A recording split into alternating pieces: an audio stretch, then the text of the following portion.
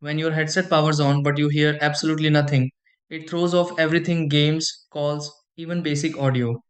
With the SteelSeries Arctis 7, no sound usually comes down to connection paths or audio routing, not a hardware failure.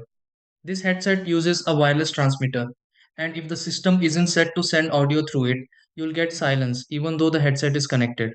Sometimes the device is selected for chat but not for game audio, or the balance between game and chat is shifted completely to one side. There are also moments where the headset is connected but muted or set to the wrong output in system settings. So, instead of unplugging and reconnecting repeatedly, it's better to check where the audio is being sent and make sure the headset is fully selected. 1. Make sure the wireless transmitter is properly plugged into your system. 2. Turn on the headset and confirm it's paired with the transmitter. 3. Set the headset as the default audio output device in your system settings.